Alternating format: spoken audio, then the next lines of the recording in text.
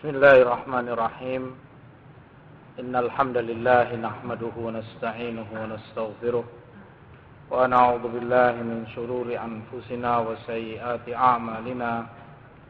May yahdihillahu fala mudilla lahu wa may yudlil fala hadiya lahu. Ashhadu an la ilaha illallah wahdahu la syarika lahu wa ashhadu anna Muhammadan 'abduhu wa rasuluh. Amma ba'd. Ikhwati ahibba rahimani wa rahimakumullah. Melanjutkan kajian kita tafsir Quran Al-Azim, masih pada ayat Siyam. Ya ayyuhalladzina amanu kutiba alaikumus siyamu kama kutiba alal ladzina min qablikum la'allakum tattaqun. Dan beberapa ayat setelahnya disebutkan oleh para ulama tentang orang yang di dalam puasa Ramadan meninggal dalam keadaan punya hutang puasa dan belum dia qadha, belum dia bayar. Menurut Imam Malik rahimahullah, demikian pula Syafi'i dan Ats-Tsauri rahimahumullah, la yasumu ahad an ahad, bahwa tidak ada seseorang yang bisa memuasakan orang lain atau membayarkan hutang puasa orang lain. Sementara Imam Ahmad Ibn Hanbal, Imam Ishaq, Abu Thawr, Laits, dan beberapa ulama lain menyatakan yang demikian dibayar, dipuasakan oleh keluarganya, walaupun mereka mengkhususkan hal itu dengan puasa nazar. Di dalam riwayat lain, Imam Ahmad dan Ishaq tentang Ramadan, puasa Ramadan, mereka sebutkan dibayar dengan it'am, dengan memberikan makan kepada fakir miskin sejumlah hari yang dia tinggalkan puasa padanya. Beberapa ulama yang berhujjah dengan wajibnya membayar puasa orang yang mati dan punya hutang puasa, hadis yang diriwayatkan oleh Imam Muslim dalam sahihnya dari Aisyah radhiyallahu taala anha, bahwa Rasulullah sallallahu alaihi wasallam menyebutkan, man mata wa alaihi shaum shama anhu waliyuh, man mata wa alaihi siyam shama anhu waliyuh. Barang siapa yang meninggal dan dia punya hutang puasa, maka walinya yang memuasakannya, yang membayarkan puasa orang tersebut. Dan hadis di Sahih Muslim. Diriwayatkan pula oleh Imam Muslim dari Ibnu Abbas. Kata Ibnu Abbas radhiyallahu taala anhuma, ja'at imra'atun ila Rasulillah sallallahu alaihi wasallam. Seorang wanita datang kepada Rasulullah sallallahu alaihi wasallam dan dia berkata, qalat ya Rasulullah, inna ummi qad matat wa alaihi shaumun nadhr wa fi riwayah shaumu syahr afa asumu anha. Wahai Rasulullah, ibuku meninggal dan beliau punya hutang puasa nazar sebulan. Apakah aku harus membayarkan untuk beliau, berpuasa untuk beliau? Qala ara'aiti law kana ala ummiki dainun faqadaitihi hakana yu'addi dzalika anha. Maka Rasulullah jawab kepadanya dalam bentuk pertanyaan, menurut kamu, kalau ibumu punya hutang kepada seseorang dan kamu bayar hutang itu kepada orangnya, apakah itu cukup untuk membayar atau melunasi hutang ibumu? Qalat na'am, kata wanita ini, ya tentu ya Rasulullah. Qalat fasumi an ummik, kalau begitu puasalah kamu untuk ibumu, membayar hutang puasa ibumu. Ini dalil yang dipegang oleh Imam Ahmad, Ishaq, Abu Thawr dan para fuqaha yang lain. Adapun Imam Malik, Imam Syafi'i dan yang lain, mereka berpegangan dengan keumuman dalil yang ada di dalam Quran seperti firman Allah di dalam Quran, wala taziru waziratun wizra ukhra, dan bahwa seorang jiwa, seorang manusia tidak akan memikul beban dosa yang dilakukan oleh orang lain, siapapun itu.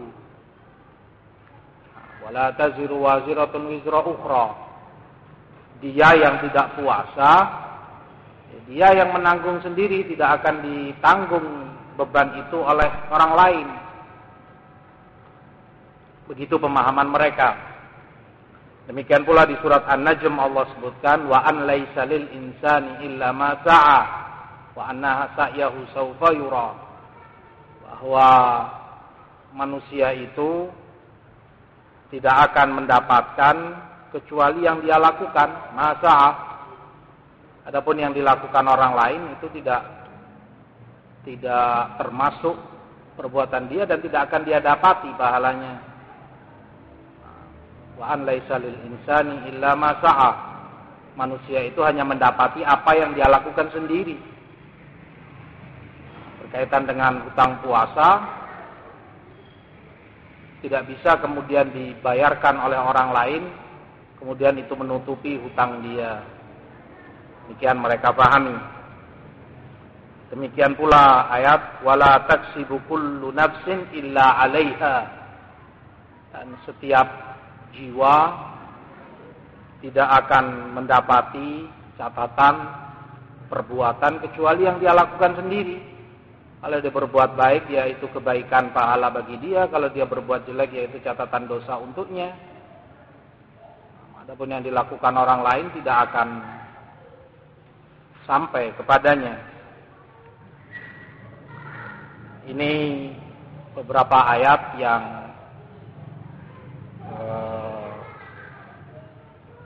dijadikan hujjah oleh Imam Malik, Imam Syafi'i dan beberapa ulama yang bersamanya. Namun seperti maklum adanya bahwa sunnah Rasulullah sallallahu alaihi wasallam mubayyinah lil Quran, menafsirkan Al-Quran seperti yang Allah sebutkan dalam ayat wa anzalna ilaika dzikra litubayyina lin-nasi ma nuzila ilaihim. Kami turunkan Quran kepadamu sallallahu alaihi wasallam untuk kamu jelaskan kepada mereka ayat-ayat yang Allah turunkan. Sehingga tugas Rasulullah SAW menjabarkan dan memperjelas makna-makna di dalam ayat-ayat Quran. Ayat demikian menyebut bahwa seorang manusia tidak akan memikul dosa atau beban yang dipikul oleh manusia lain. Demikian pula tadi di surat An-Najm bahwa orang tidak akan mendapati catatan amalan kecuali yang dia lakukan sendiri.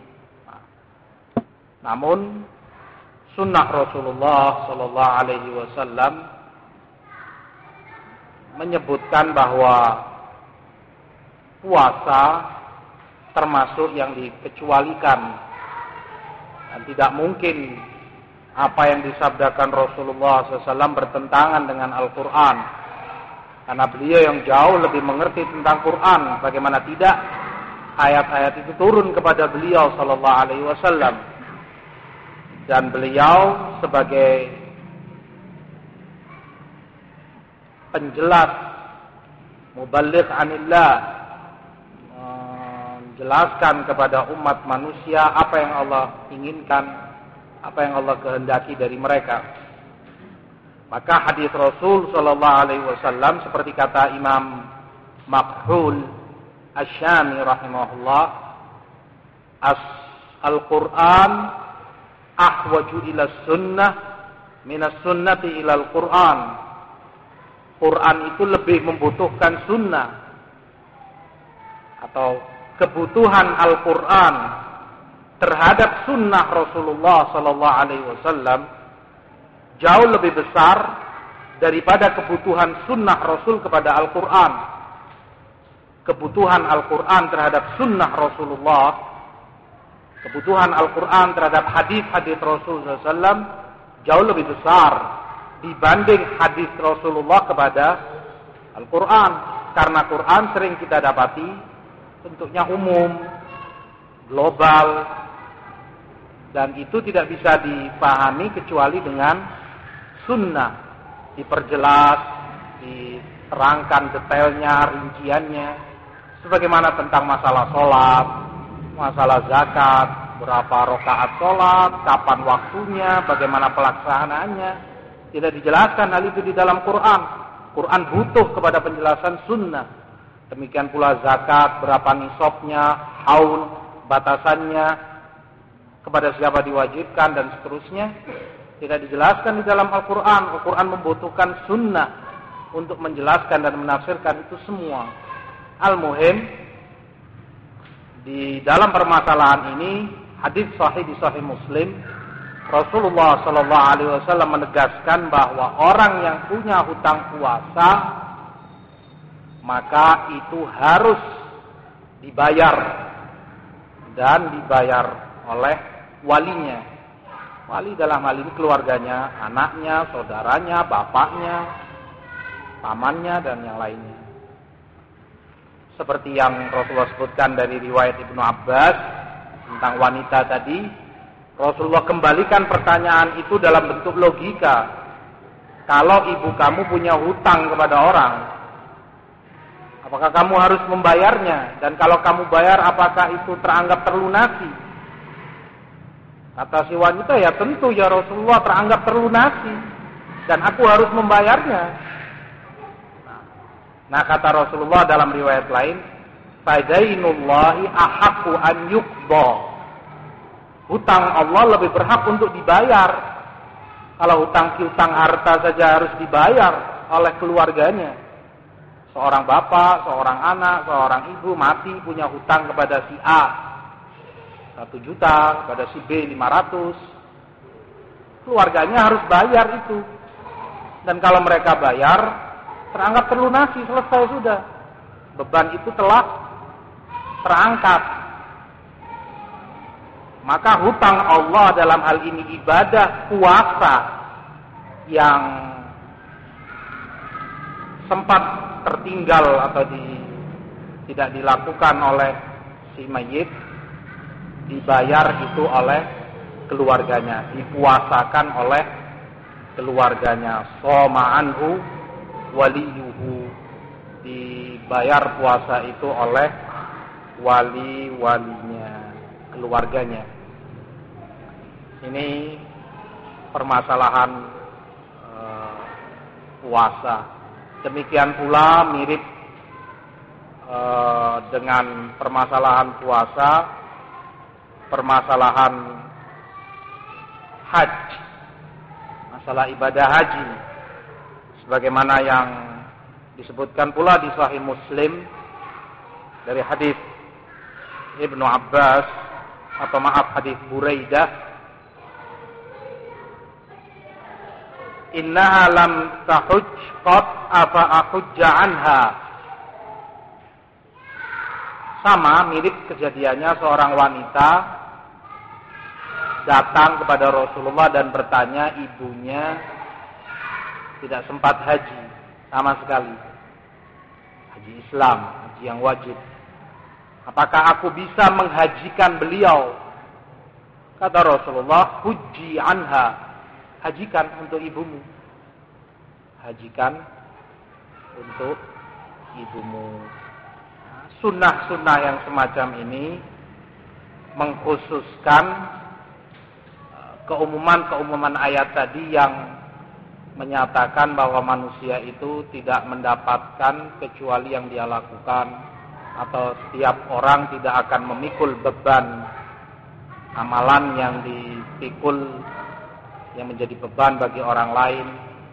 Secara umum demikian, tetapi syariat mengkhususkan, mengecualikan beberapa amalan ibadah seperti haji dan puasa. Ini harus dilaksanakan oleh keluarga yang ditinggal oleh yang meninggal tersebut. Dalam permasalahan ini pula sebagian ulama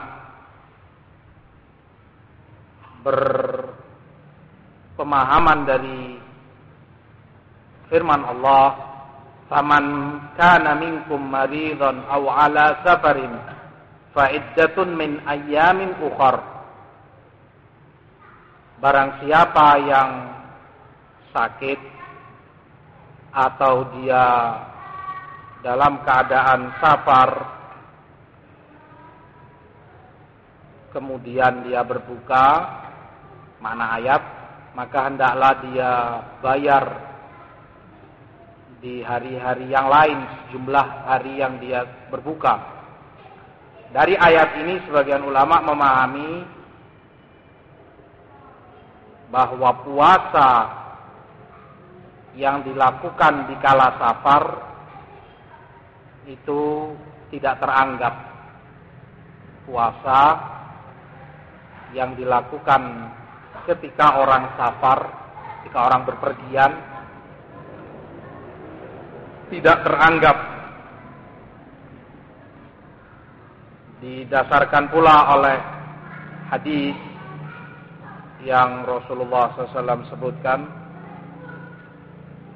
laisa minal birri as-siyamu fis safar. Bukan termasuk albir.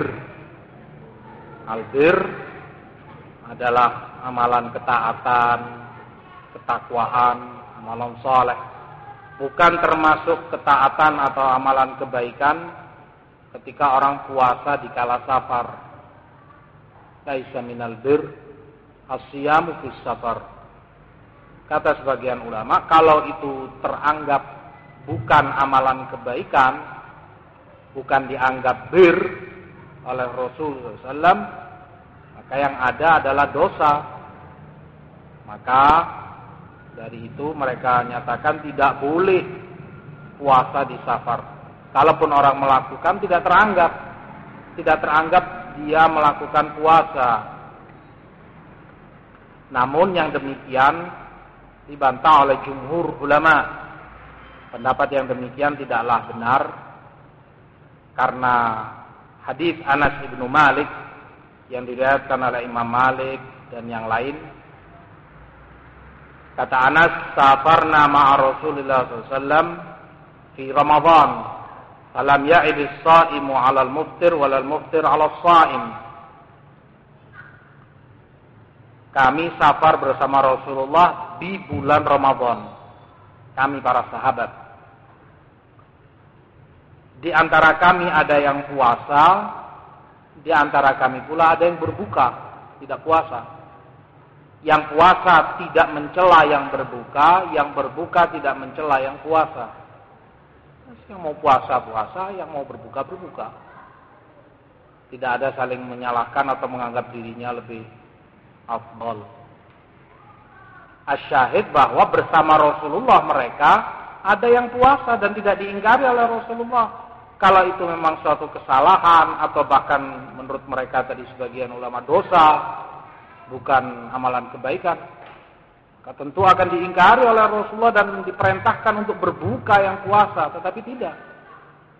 Bahkan tidak dicela oleh mereka yang berbuka. Demikian pula hadis yang diriwayatkan oleh Imam Muslim dari Abu Sa'id Al-Khudri radhiyallahu taala an, "Ghazawna ma'a Rasulillah li 16 madat min Ramadan, faminna man shama wa minna man aftar, falam ya'ib as-sha'imu 'ala al-muftir wa al-muftir 'ala as-sha'im." Kami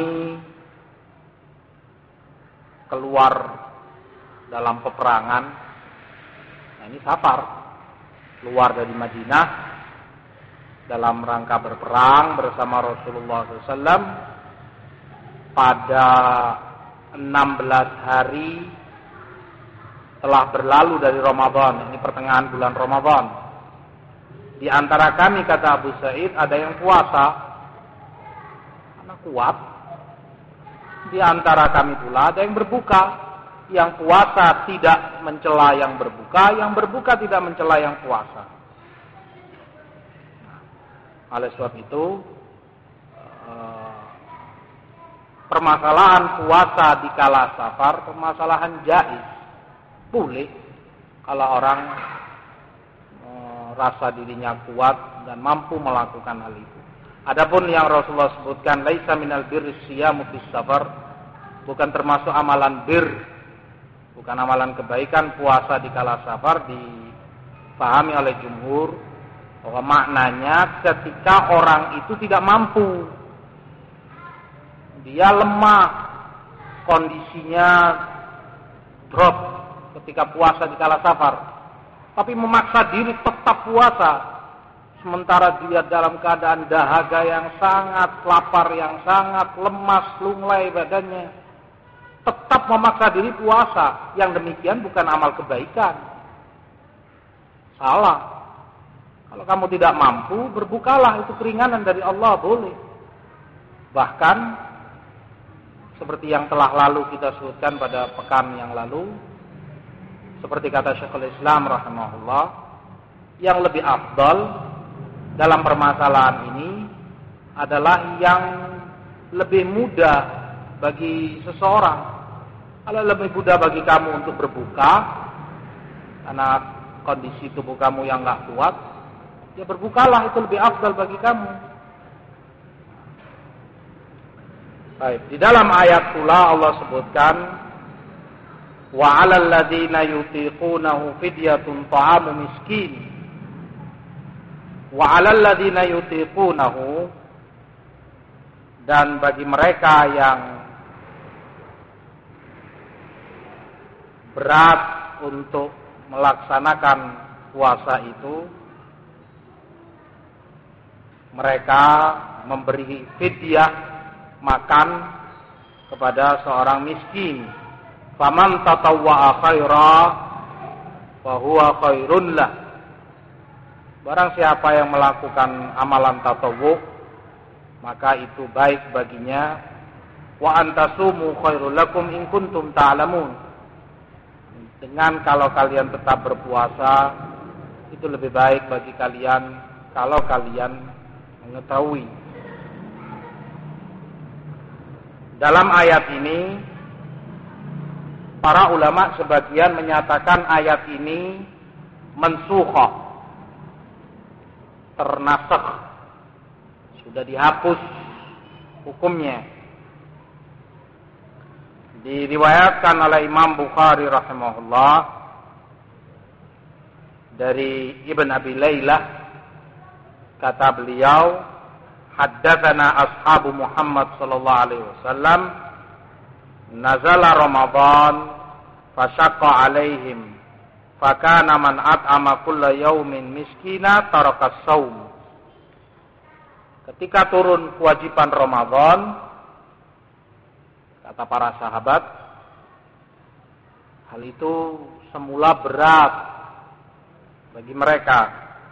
Maka yang memberi makan setiap hari seorang miskin, dia bisa meninggalkan puasanya, terganti dengan fidyah makanan yang dia berikan kepada miskin. Mimman yutiquhu wa rukhisa lahum fi dzalik. Dan itu rukhsah, keringanan yang Allah berikan kepada mereka. Padahal mereka mampu untuk menjalankan puasa, tapi berat. Fanasakhatha, tetapi kemudian ayat ini dinasakh, dihapus hukumnya oleh ayat wa antasumu khairul lakum. Dan kalau kalian berpuasa itu lebih baik bagi kalian. Demikian diriwayatkan oleh Imam Bukhari dari Ibn Abi Lailah dari para sahabat Rasulullah sallallahu alaihi wasallam. Oleh sebab itu jumhur ulama membaca yutiqunahu yang maknanya orang-orang yang dalam keadaan mampu melakukan puasa. Wa 'alal ladzina yutiqunahu berarti maknanya menurut bacaan jumhur ulama orang-orang yang mampu berpuasa namun berat melakukannya, dia bisa meninggalkan puasa itu dan mengganti dengan fidyah makan kepada seorang miskin. Semula demikian, kemudian dihapus. Kata Ibnu Abbas, nazalat hadhil ayah rukhsatan lisyuyukh wal ajazah khasatan idza aftaru wa hum yutiquna as-shaum. Kata Ibnu Abbas, ayat ini turun sebagai rukhsah, keringanan untuk para syuyukh, orang-orang tua lelaki. Demikian pula ajazah, wanita-wanita tua, ketika mereka berbuka. Walaupun sebetulnya mereka mampu puasa, tapi ya berat kondisi umur mereka yang tua. Tuman nusikhat. Tetapi kemudian kata Ibnu Abbas, ayat ini dihapus oleh Allah dengan ayat selanjutnya. Faman syahida minkumus syahra falyasumhu. Barang siapa yang mendapati atau berada di bulan Ramadan, maka hendaklah dia berpuasa. Fazalatir rukhsah illa liman ajiza minhum. Maka keringanan itu sudah dihapus oleh Allah, tinggal bagi mereka yang memang tidak mampu untuk puasa. Adapun yang mampu untuk puasa walaupun dengan berat, tetapi dia bisa melakukan puasa, sudah tidak boleh untuk memilih seperti semula. Kalau saya milih buka dengan membayar fidyah kepada seorang miskin, memberi makanan, meninggalkan puasa. Setelah turunnya ayat ini, faman syahida minkumus syahra falyasumhu, perintah dari Allah kepada setiap orang yang dia berada di bulan Ramadan, syahidah syahr, menyaksikan bulan Ramadan. Tinggal hukum keringanan ini diperuntukkan bagi mereka yang dalam keadaan tidak punya kemampuan untuk menjalankan puasa. Sebagian ulama pula seperti Imam Farra menyebutkan dhamir di dalam ayat wa 'alal ladzina yutiqunahu bisa kembalinya kepada puasa. Sehingga maknanya bagi mereka yang berat atau bagi mereka yang mampu untuk melakukan puasa, yutikunahu, dhamir di sini kembalinya kepada siyam. Mampu melakukan puasa namun dia memilih berbuka dengan membayar it'am, makanan kepada seorang miskin, hal itu boleh kemudian dinasakh dengan ayat wa antasumu khairul lakum dan ayat faman syahida minkumus syahra falyasum. Bisa pula kata Imam Farraq, dhamir ini kembalinya kepada fidyah, kepada fidyah. Artinya bagi mereka yang mampu untuk bayar fidyah, maka dia bayar fidyah itu. Bagi mereka yang mampu untuk bayar fidyah, maka dia bayar fidyah tersebut. Maknanya mirip, hanya saja dhamir itu apakah kembali kepada puasa ataukah kembali kepada fidyah, makanan yang diberikan kepada seorang miskin. Ini bacaan jumhur wa 'alal ladina yutiqunahu. Nah, diriwayatkan pula ayat atau dibaca dalam bacaan ayat pula wa 'alal ladina yutawwaqunahu wa 'alal ladina yutawwaqunahu. Maknanya bagi mereka yang dengan beban berat, dengan susah payah melakukan puasa itu. Kalau tadi yutiqunahu, dia mampu puasa. Nah, yang ini berat sekali kalau dia puasa, sulit baginya. Seperti orang yang sakit parah, demikian pula wanita yang hamil. Kalau dipaksa puasa, ya berat sekali. Belum lagi dia harus memberi makanan untuk janinnya, juga untuk dirinya sendiri. Mereka ini berat kalau menjalani puasa, demikian pula yang sakit. Kata Ibnu Abbas, disebutkan oleh beliau seperti riwayat Abu Dawud dalam sunannya, utsbitat lil hubla wal murdi'. Ayat ini ditetapkan untuk mereka wanita-wanita yang sedang hamil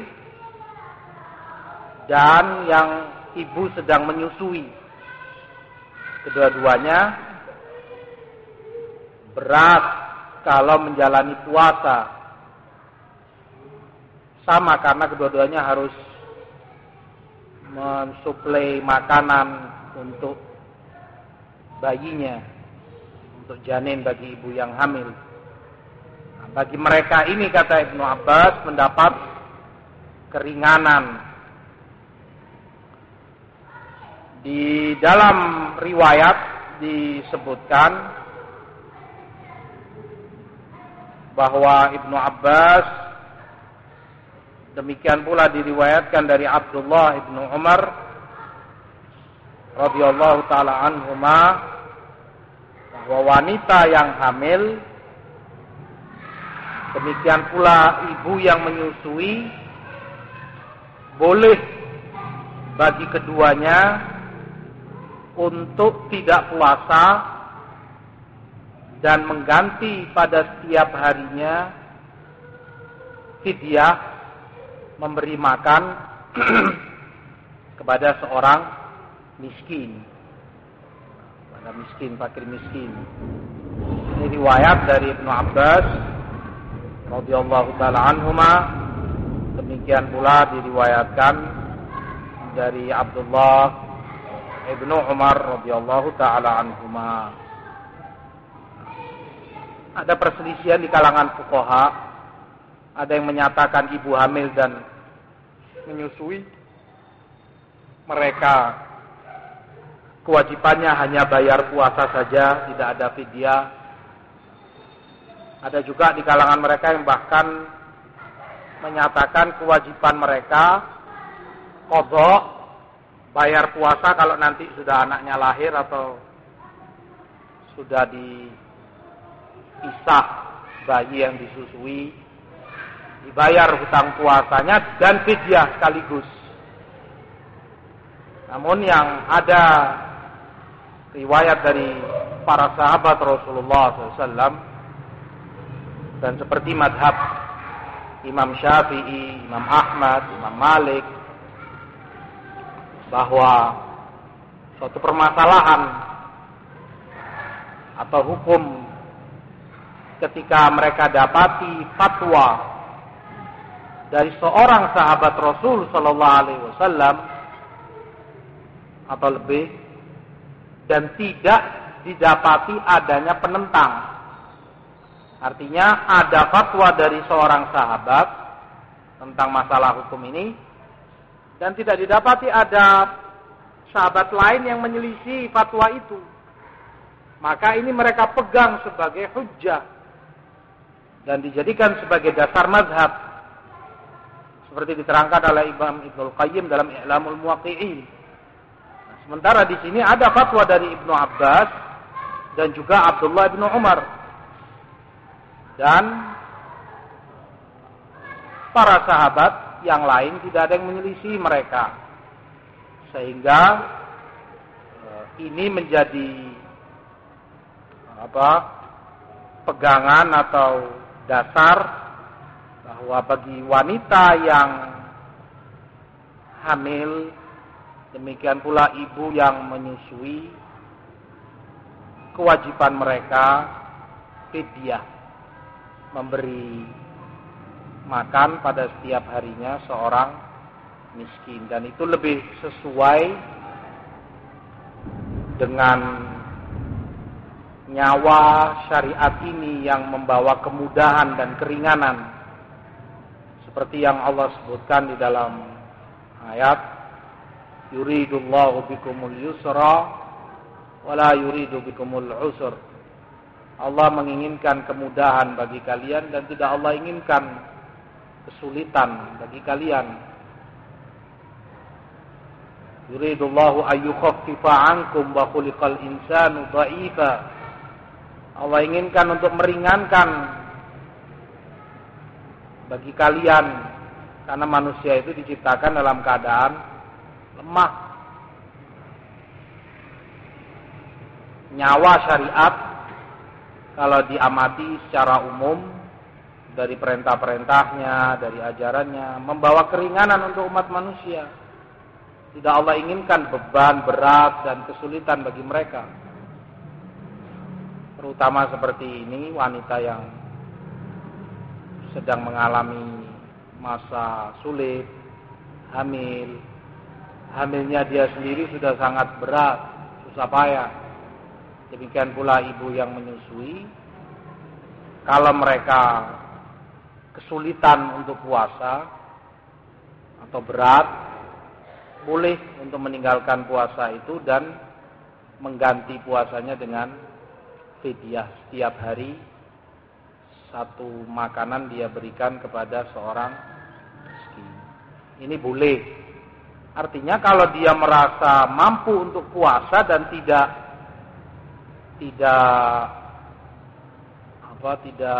berbahaya untuk dirinya atau anaknya, ya boleh saja.